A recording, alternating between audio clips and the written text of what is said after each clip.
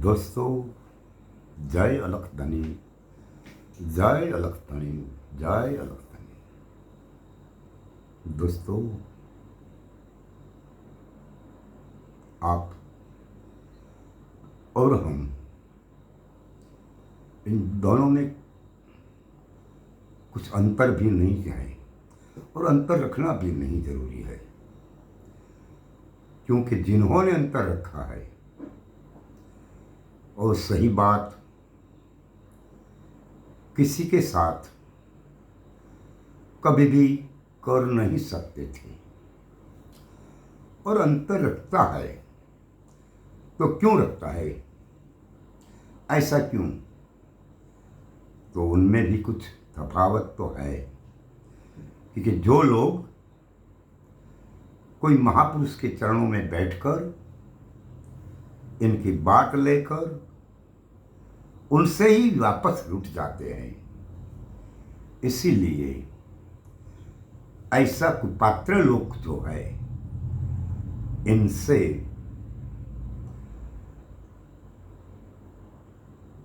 बड़ी अंतर रखना जरूरी है, क्योंकि ऐसा लोग मैं सुना है कि बहुत है और मेरा अनुभव भी है। इसलिए मैं आपसे ये विनती करता हूँ, यदि कुछ बात हमारी अंतर वाली हो जाए तो हमें छोड़ देगा, माफ कर देगा, क्योंकि कुछ बात ऐसी भी हो सकती है। इसीलिए हम वही बात जाहिर नहीं भी कर सकते और आपके महापुरुष तो है, हम सिर्फ राह बताएंगे जो हमें ज्ञान है इतना। इसीलिए हम आज वही बात करने जा रहा हूं कि इस भारत देश में जो मनुवादी लोगों है, इस मनुवादियों ने मेरी और तुम्हारे अपने परिवार के भीतर में जो कुछ डाल दिया गया है कि यह भगवान सही है, ये देव सही है, ये फलाना सही है, ठिकाना सही है, इन बात पर अवश्य विचार विमर्श करना होगा, क्योंकि वो सच नहीं है। अपने महापुरुषों ने तो ऐसा कहा ही नहीं है और हम और तुम इस बात पर जरूर विचार विमर्श करना जरूरी है, क्योंकि जो मनुवादी लोग हैं, जो कहते हैं कि वो भगवान में सच है और वो देव देवी में सच है, तो हम आपसे वो कहना चाहता हूं कि तुम्हारा और हमारे भीतर में जो सामर्थ्य है, हम जो बोल रहे हैं, हम जो कह रहा हूं, हमारी मुंह से आवाज निकल रही है और तुम जिस मेरी आवाज और किसी की आवाज सुनते हो, तो ये मनुवादी ने बताया गया देव, भगवान, देवी और पूर्वेश, इनमें से कौन सी ताकत है कि जिससे हम और तुम इस मुंह से बात कर सकते हो और हम और तुम तुम्हारे कान से सुन सकते हो? वही सशक्तपन, वही ताकत, ये कौन सी है? वो ताकत कहाँ से आती है? वो मनुवादी ने बताया गया तो देव देवी देवता वीर पीर पैगंबरों, इनकी ताकत से आती है, इनमें ताकत है, ये भेजते हैं। बहुत विचार करना जरूरी है। सच्चाई आपको आप समझ में आ जाएंगे। किसी के पास जाना है तो बाद में जाएंगे,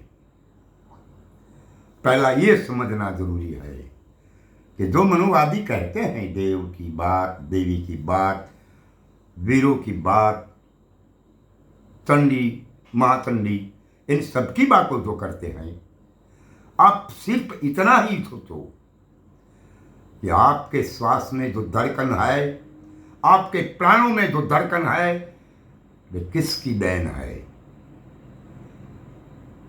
आप अब तक और आगे भी, हम और तुम सभी जिंदा रहते हैं और ये चलते फिरते कुछ भी काम कार्य करते हैं, तो वो भी किसकी देन है। क्योंकि मेरा और आपका जब जन्म हुआ था इस माँ की ओर से, तब तो ये मनुवादी वाले देव जो है और इनका बताया गया भगवान जो है, वो तो मेरी दृष्टि में नहीं था और आपकी दृष्टि में भी नहीं था। फिर भी तुम और मैं जिंदा हूं और इस वक्त पर जिंदा था और धीरे धीरे बड़े होने लगे थे। तो वो कौन सी ताकत थी, वो किसने बढ़ाया अपना और मेरा और तुम्हारा सबका शरीर। ये शरीर जो है, ये बढ़ाया किसने, ये किसकी देन है। बहुत अच्छी तरह से विचार करना जरूरी है, क्योंकि जो मनुवादी ने बताया गया देव देवी और देवता, इन किसी की देन नहीं है। इसीलिए आपको सही बात सोचना जरूरी है और उसके बाद समझना जरूरी है। और जो लोग गुरु पूर्णिमा मनाते हैं, हम भी आते हैं इसमें, वो बात भी संतों की तो नहीं है, फिर भी वो बात मनुवादियों की है। क्योंकि वो गादी जो कहते हैं गुरु की, वो व्यासपीठ के नाम से जाना जाता है। गुरु पूर्णिमा व्यासपीठ की है। तो हमने तो सुना है कि यहाँ व्यास की बात नहीं है, यहाँ कोई वीर की बात नहीं है, यहाँ कोई देव की बात नहीं है, यहाँ कोई देवी की बात नहीं है, यहाँ तो प्रगट की बात हो रही है। और प्रगट कौन है, प्रगट कहाँ है, प्रगट कैसे है, इस बात का पता जरूर लगाना चाहिए मुझे और आपको। क्योंकि अंधेरे में रहना अच्छी बात नहीं, अपने आप प्रकाश में आ जाना जरूरी है। क्योंकि जब तक तुम और मैं प्रकाश में नहीं आएंगे, तब तक तो एक घोर अंधकार में हम और तुम डूबे रहेंगे। इसीलिए हमारी आपको एक गुजारिश है कि इस अंधकार से बाहर निकलिए और अपने बच्चों को भी इनका जीवन, इनका निर्वाह चलाने के लिए इनको स्कूल भेजे। ये मंदिर मस्जिद कहाँ भी जाने की आवश्यकता नहीं है, क्योंकि मस्जिद में, मंदिर में किसी की ताकत नहीं मिलती। क्योंकि जो ताकत मिलती होती तो हमें और आपको, जो कोरोना के समय काल में आप सबको पता मिल गया होगा कि किसी मंदिर से, किसी मंदिरों से, किसी गुरुद्वाराओं से, किसी मस्जिदों से किसी ने, कुछ पावर ने किसी को नहीं बचाया। तो फिर इस वक्त पर, वो कोरोना समय काल पर, ये जो लोग था ने, मंदिरों वाला, मस्जिदों वाले, गुरुद्वारे वाले, ये सब लोग चले गए थे, ताला लगा के चले गए थे। क्योंकि उनको पता तो था, ये मनुवादियों को पता है कि हमने बनाई गई रचना, हमने बनाया गया ये खेल, वो तो सब झूठ है और सच तो कुछ और है। इसीलिए हम आप सबको ये कहना चाहता हूँ कि गुरु पूर्णिमा के दिन आपको और मुझे मनाने की कोई ज़रूरत नहीं है। क्योंकि जिस वक्त पर मुझे और आपको जो महापुरुष मिला है, वो ही दिन मेरे और तुम्हारे लिए पूर्ण प्रकाशित चंद्र की सम्राट होगी। इसी वक्त तुम्हारे शरीरों में, तुम्हारे आजू बाजू में जो शीतलता होगी, वो शीतलता सिर्फ एक समय आती है जिस वक्त मुझे और तुम्हें अपने महापुरुष ने अपनी राह को अच्छी तरह से समझाया और वहाँ तक का रास्ता दिखाया। बस रास्ता दिखाने वाले हैं ये महापुरुष, मगर जो रास्ते चलना है वो तो मुझे और आपको चलना होगा, क्योंकि महापुरुष आपके साथ लास्ट तक नहीं होगा।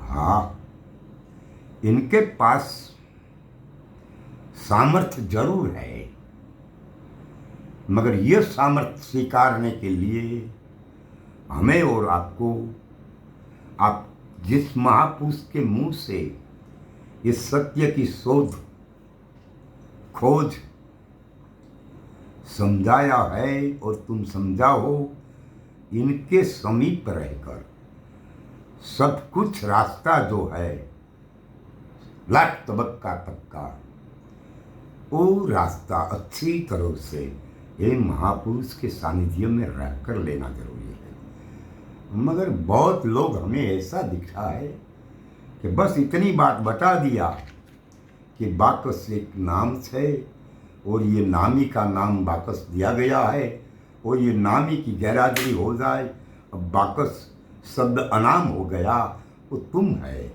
बस इतनी बात से रुकना अच्छी बात नहीं है, क्योंकि परम तत्व तो इनसे बहुत दूर है। ये जो बात कही गई, इनसे परम तत्व बहुत दूर है। इसलिए यहाँ तक जाने के लिए अपने महापुरुष के सानिध्य में बैठकर, इनके साथ रहकर, इनके सहारे से तुम्हें आगे तक जाना है। इसीलिए आप अपने महापुरुष के सानिध्य में रहिए और इनका हर एक विचार अपनी खोज होना चाहिए। अपने महापुरुष हमें और तुम्हें कैसा मार्ग दिखाता है, कहाँ तक जाने की ज़रूरत है, ये सब कुछ बताएंगे। मगर उनका तुम थोड़ी ये बात से सम्मत होकर यहाँ से छटकते हो तो सही नहीं है। आगे का रास्ता कौन बताएंगे, क्योंकि बात बहुत लंबी है। तुम जिस बात पर और हम जिस बात पर रुकते हैं, वहाँ परमात्मा की बात नहीं है, वहाँ तत्व की बात नहीं है, बात बहुत दूर है। ये जो निरंतर पद है, ये निरंतर पद में उनके भीतर ये रणुकार जो शब्द है, ये परम तत्व की गादी है, मगर इनसे पर है परम तत्व, असलियत। वहाँ जाने के लिए और रास्ता है। इसलिए हमें और तुम्हें कोई महापुरुष जो आपको मिले, मुझे मिला हो, तो इनकी राह पर चलना ये ज़रूरी है। और हर एक महापुरुषों ऐसा ही कहा है, किसी और मूर्ति की पूजा करने की आवश्यकता नहीं है, क्योंकि मूर्ति में भगवान और चेतना नहीं है। और ये लोग कहते हैं मनुवादी कि हम मूर्ति में प्राण प्रतिष्ठा करके प्राण पधराते हैं, बहुत अच्छी बात, मगर उनको पूछिए कि तुम भगवान का प्राण इस जड़ की मूर्ति में पधरा सकते हो, प्रकट कर सकते हो, तो आपके घर पे कोई प्राण चला जाता है तो उनका वापस क्यों नहीं ला सकते? ऐसा तो हो ही नहीं सकता। इसलिए ये सब कुछ झूठ है। अरे ये झूठ से बाहर आइए और सही रास्ते पर चलिए, कारण कि जो महापुरुषों ने कहा है हमारे ख्याल में है। हमें बहुत समय से कहता हूँ कि हमारे गोरखनाथ जी महाराज ने कहा है कि जो पत्थर पूंजे हरि मिले तो मैं पूंजू गिरिराज। जो पत्थर नहीं पूंजा करवाती हरि मरी जाए में, तो हूँ गिरनार ने पूंजू। जिस पत्थर से चक्की बने और आटा बने, अनाज पिच पिच कर इस आटा को ये संसार सब खाते हैं खिलौना रमत से। इसीलिए और भी कहा है कि इस पत्थर में जो पावर है तो शिल्पी इसको जब करते हैं तब इस पत्थर पर पांव रखकर टाकना से हथौड़ा मार कर करते हैं, उसको क्यों नहीं कुछ होता है। ये साबित है कि मनुवादियों ने हम और तुम्हें भ्रमित किया गया है। इसलिए ये भ्रमित जाल से बचने के लिए एक ही रास्ता है। हमारे गोरखनाथ महाराज ने जो कहा है, पत्थर पूंजवानी ना पड़ी थे, उन्होंने मना किया है, उन्होंने ऐसा किया है कि पत्थर पुंजे हरि मिले तो मैं कुंज गिरिराय, है मनसा मालन जागता नरको से लिए। जो लोग जागृत हो गया है, जो लोग अंधार से बाहर निकल गया है, अंधकार छोड़कर अंधकार से बाहर आया है और प्रकाश में प्रागट्य स्वरूप में अपने ही खोज में लग गया है। और महाराज तथागत गौतम बुद्ध ने भी कहा है, आज मैं सुबह के वीडियो में कहा था कि तथागत गौतम बुद्ध ने भी संदेशा दिया है कि आप खुद प्रकाशमान हो, आप खुद सर्वश्रेष्ठ हो, आप खुद सर्वोत्कृष्ट, जो कुछ है वो तुम है। तो इसी बात पर और गोरखनाथ महाराज की बात पर हमें और आपको सभी को विचार विमर्श करना जरूरी है। इसलिए मैं आपकी सामने हमारी एक विनती रखता हूँ, आप जरूर जो मनुवादी की विचारधारा है इनसे बाहर आइए और महापुरुषों ने जो कुछ कहा है वही विचारधारा में आप चलने की कोशिश कीजिए। आपको समझ में आ जाएगा कि तुम क्या कर रहे हो। और वो लोग जो रहा मनुवादी, वो लोग हमें और तुम्हें कहाँ लेके जाना है, इस बात से अच्छी तरह से समझने की ज़रूरत है। और ये समझने के लिए आपको ऐसा महापुरुष के सानिध्य में जाना पड़ेगा कि जो वही बात मुझे और तुम्हें सही रास्ते सही ढंग से सुनाएंगे और समझाएंगे। ऐसा महापुरुष के सानिध्य में जाना ये जरूरी है। जय अलख धनी, जय अलख धनी, जय अलख धनी।